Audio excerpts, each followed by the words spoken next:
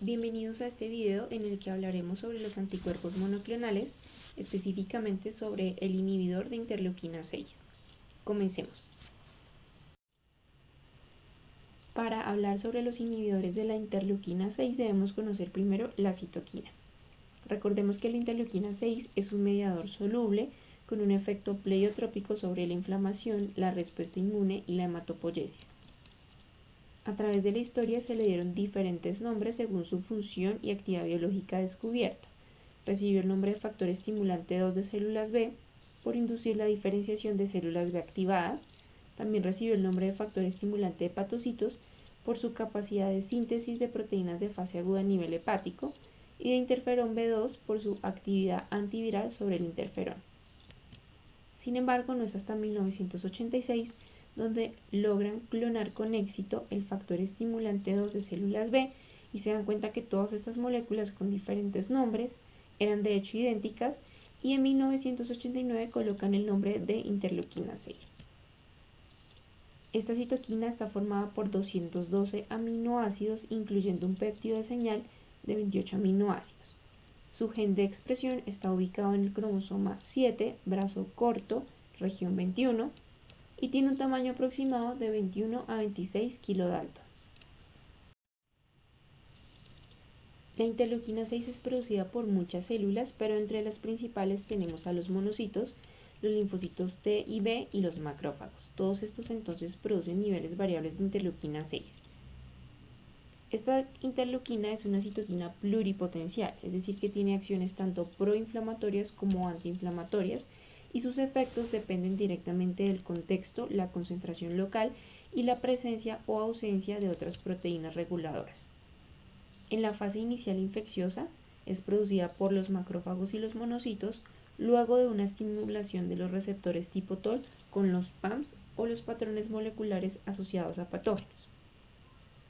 Mientras que en la fase inflamatoria no infecciosa, los DAMs o los patrones moleculares asociados a daño de células dañadas estimulan los Toll-like receptor, haciendo la producción de la interleuquina 6. La interleuquina 6 tiene múltiples funciones que podemos ver esquematizadas en la siguiente imagen. A nivel hepático, produce reactantes de fase aguda, aumentando los niveles de proteína C reactiva, amiloide sérico A, fibrinógeno y hepcidina, mientras que disminuye la síntesis y producción de albúmina. Si todo esto se perpetúa, podemos ver la alteración traducida en amiloidosis, aumento del riesgo de eventos cardiovasculares, edema o la anemia que vemos en las enfermedades crónicas. En la médula ósea lo que hace es una estimulación de los megacariocitos, aumentando así los niveles de plaquetas y produciendo trombocitosis. Juega un papel también muy importante en la inmunidad adquirida celular. En las células T CD4, en combinación con el factor de crecimiento transformante beta, va a favorecer la diferenciación de las células T helper 17. Sin embargo, esta interleuquina 6 también va a inhibir este mismo factor de crecimiento transformante beta, favoreciendo así la diferenciación de las células T reguladoras o los TREC. A nivel de los CD8 va a favorecer la diferenciación citotóxica y de las células B la producción de anticuerpos ya en células plasmáticas, que si se perpetúa igual o hay una sobreproducción de interleuquina 6, me va entonces a favorecer la hipergamaglobulinemia y la producción de autoanticuerpos. A nivel de fibroblastos sinovial va a producir entonces la estimulación del RANK ligando, que es indispensable para la diferenciación y activación de los osteoclastos. Conduce entonces así a un aumento de la reabsorción ósea, que se va a traducir en osteoporosis y fracturas. También hay una producción excesiva del BEF, que me va a conducir a una angiogénesis y una mayor permeabilidad vascular, que se traduce clínicamente en la enfermedad o el edema que se ve en las articulaciones en pacientes con artritis reumatoides o la sinovitis.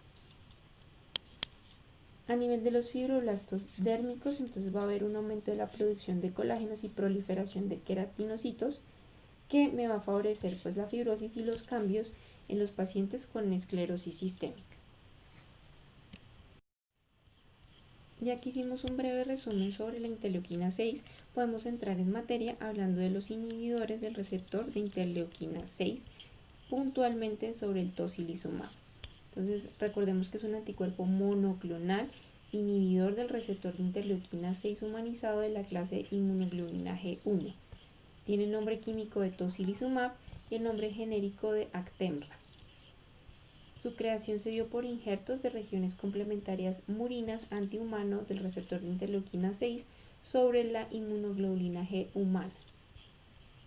Su función básicamente es bloquear la transducción de las señales mediadas por la interleuquina 6, inhibiendo su unión al receptor de la interleuquina 6, tanto del transmembrana como el soluble. ¿Cómo se da entonces el proceso o el sistema de señalización del receptor de interleuquina 6? Hay varios protagonistas que hay que mencionar, dentro de ellos los receptores de anclaje, tenemos el receptor transmembrana y el receptor soluble y la glicoproteína 130. Una vez llega la interleuquina 6, dependiendo a qué tipo de receptor se una, es que va a producir la activación de las vías de señalización. Si la interleuquina 6 se une al receptor transmembrana, va a activar la vía de señalización clásica, favoreciendo así una respuesta antiinflamatoria. Diferente el caso en el que la interleuquina 6 se une al receptor soluble, activando así la vía de transseñalización y produciendo una respuesta proinflamatoria. Esta respuesta antiinflamatoria o proinflamatoria es favorecida por la formación del complejo hexamérico que se da por la unión de la interleuquina 6 con el receptor cualquiera de los dos, el transmembrana o el soluble, y la glicoproteína 130.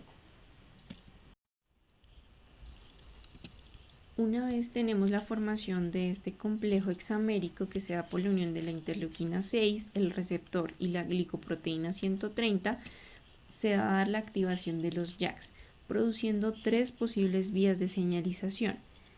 En la primera ruta tenemos la activación de los JAKs que va a producir una fosforilación de la tirosina con una posterior dimerización del STAT3.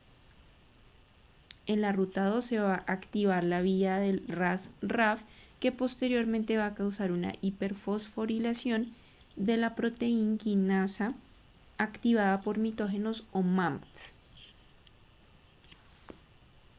La ruta 3 me va a implicar la fosforilación y la activación del fosfoinositol 3 quinasa, que es esta molécula que vemos enunciada aquí, produciendo entonces una activación de la proteína quinasa B y del ACT que se va a reclutar en la membrana plasmática. La activación de la vía de la proteína quinasa B y del ACT va a contribuir entonces a la activación del factor nuclear kappa B. El tocilizumab, entonces, como ya habíamos mencionado, va a inhibir la unión de la interleuquina 6 al receptor, produciendo entonces así una inhibición de las vías de señalización que ya vimos aquí enunciadas. Ahora bien, el tocilizumab como anticuerpo monoclonal tiene una eficacia, tolerabilidad y seguridad que ha sido verificada en múltiples ensayos clínicos desde finales de la década de 1990. Su eficacia se ha comprobado en múltiples enfermedades, para enumerar algunas de ellas: en la enfermedad de Crohn, la artritis idiopática juvenil, la artritis reumatoide, la arteritis de Takayasu y la enfermedad de Casterman. Cabe resaltar que la mayoría de estudios están en la artritis reumatoide y es donde ha demostrado la mayor eficacia. Mencionamos previamente que la mayor eficacia del tocilizumab se ha demostrado en la artritis reumatoide. Esta es una línea del tiempo que ejemplifica más de una década de los estudios fase 3 pivotales que se han realizado con el tocilizumab en la artritis reumatoide. De color azul podemos ver la asociación del tocilizumab con otros DMARDs, el tocilizumab de forma endovenosa. En verde claro podemos ver la asociación del tocilizumab pero de forma subcutánea con otros esquemas combinados. Y en color morado el tocilizumab pero como monoterapia en el estudio Envision. También tenemos aquí que mencionar, pues, de relevante en esta línea del tiempo, la aprobación por la FDA del tocilizumab de forma endovenosa y de forma subcutánea en el 2014. El tocilizumab entonces tiene dos vías de administración, la endovenosa y la subcutánea, con los siguientes esquemas de aplicación para artritis reumatoide. En el esquema endovenoso se recomienda una dosis de 8 miligramos por kilo semanal por 4 semanas, haciendo la anotación de que en pacientes que pesan más de 100 kilos no se debe superar una dosis de 800 miligramos. El esquema de aplicación subcutáneo se recomienda una dosis de 162 miligramos semanal, ambos esquemas que pueden ser utilizados en monoterapia o asociados a otros DMARDs donde se ha visto mayor efectividad para el control de la enfermedad. El ajuste de la dosis es recomendado en estos tres casos. Primero, si hay una elevación de las transaminasas, haciendo la anotación de que si hay una elevación mayor de 5 veces el nivel normal de las transaminasas debe ser suspendido el medicamento. En pacientes que tengan neutropenia profunda, definido como unos neutrófilos absolutos menores de 500. Se habla que el rango ideal de neutrófilos absolutos que debe tener un paciente que se va a administrar tocilizumab es mayor de 1000 para evitar así pues potencial riesgo de infecciones. Por último tenemos la trombocitopenia con valores menor de 50.000 en el que debe ser suspendido. Si tenemos valores entre 50.000 a 100.000, se puede hacer un ajuste a la mitad de la dosis en la infusión endovenosa, eso quiere decir de 8 a 4 miligramos por kilo. Las reacciones adversas que se pueden presentar con la administración de tocilizumab se encuentran resumidas en esta tabla, haciendo la diferenciación en qué tan frecuente se presenta el evento en muy frecuente, frecuente y poco frecuente. Es de mencionar los eventos muy frecuentes en las infecciones de vías respiratorias altas y la reacción en el sitio de inyección. Como reacciones adversas frecuentes se presentan la celulitis, el dolor abdominal, el prurito, la cefalea, los mareos, las aminotransferasas aumentadas, la hipercolesterolemia y la conjuntivitis. Poco frecuentes, pero casos reportados, se ha visto pacientes con diverticulitis, estomatitis, úlceras gástricas, hipertrigliceridemia y nefrolitiasis. A futuro, el tocilizumab tiene una proyección enorme, son múltiples las enfermedades en las que podría ayudar y en las que tendríamos que realizar estudios para garantizar o identificar si hay una eficacia o no a las hipótesis que tenemos planteadas.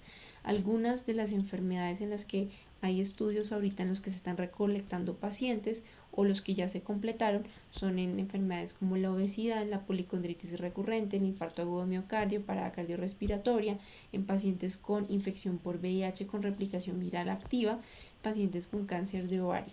Incluso en la pandemia actual por COVID-19 en los que ya tenemos pues varios estudios. Entonces son múltiples las enfermedades en las que nos podría beneficiar. Obviamente todo esto sustentado en estudios, en ensayos clínicos que nos demuestren la eficacia o no. Mensajes para llevar a casa: esta gráfica en la que resumimos las principales funciones de los inhibidores de interleuquina 6 en la enfermedad de artritis reumatoide. Disminuye los reactantes de fase aguda, es decir, la PCR y BCG que utilizamos como marcadores inflamatorios en seguimiento de los pacientes para ver la actividad de la enfermedad. Aumenta los niveles de hemoglobina al disminuir la producción de hepcidina. Disminuye el factor reumatoideo al reducir la activación de las células B. Reduce la reabsorción ósea al mejorar la proliferación del hueso y los cartílagos y disminuir ese proceso de estimulación del RANK ligando. Y por último tenemos la inhibición de las células T helper 17 como células inflamatorias. Esto ha sido todo por el video de hoy, espero haya sido útil esta información para ustedes. Les recomiendo buscar el podcast de Rheumatology, en el que van a encontrar muchos más temas acerca del campo de la reumatología. Lo pueden encontrar en podcast, en la aplicación Spotify o Anchor.